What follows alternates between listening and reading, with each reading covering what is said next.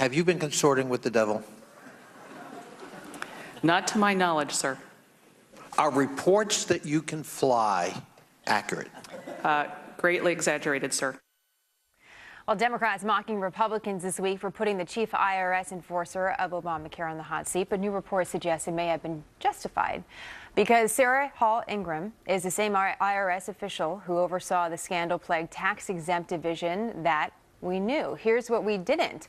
She made 155 visits to the White House and emailed White House officials confidential taxpayer data. That's what the Republicans say. Lise Wheel says this demands an investigation. Tamara Holder disagrees with that. So, Lise, what type of investigation? Well, some kind of investigation. The Oversight Committee has already started it with her, but she goes on to, in the front of the committee, says, I don't remember anything about these memos. What? You were there in the White House 155 times, and the memos that she turned over to this committee were redacted. It's a section 6103 of the IRS code, which means you can't, when you hand something over to the committee, you have to redact personal information. So it's redacted, but it was there, Jenna. That's the point. And that's what the Republicans are saying, Tamara, that it wouldn't be redacted if there wasn't an issue, because there was obviously a taxpayer name there.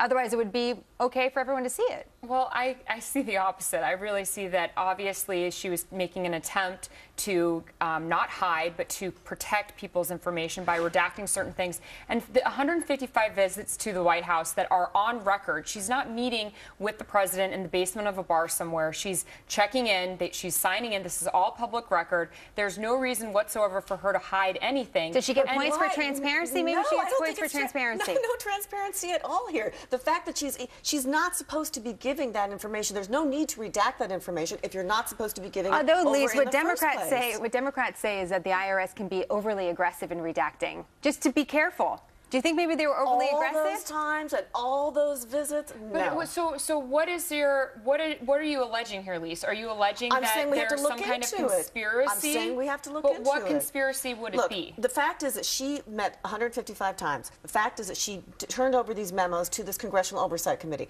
that were about redacted. What? That were redacted. About which one? The point is we don't know what was redacted, but it's usually about people. We don't have the pages of it yet. It's inside the committee. But Tamara, on this point, redaction of people's names. Let me ask you about the connection, though, because she once headed that IRS division that we now know targeted conservative groups. So does that give you reason for pause here? Because she was part of that, and then she moved over to the healthcare side. No, because we didn't find out about this until like 6 months after she left. She has worked in the Bush administration. She was actually awarded by President Bush and received the largest bonus by President Bush, not by President Obama. She's worked with both administrations, and because she's now heading up a new agency, and remember also this IRS investigation showed that they were targeting not just Tea Party people, but people from Democratic organizations and other organizations. The fact that we didn't hear about it until 6 months after the fact is no excuse. But what is the with all due respect, what is this conspiracy? I don't understand what the argument is about. The issue is that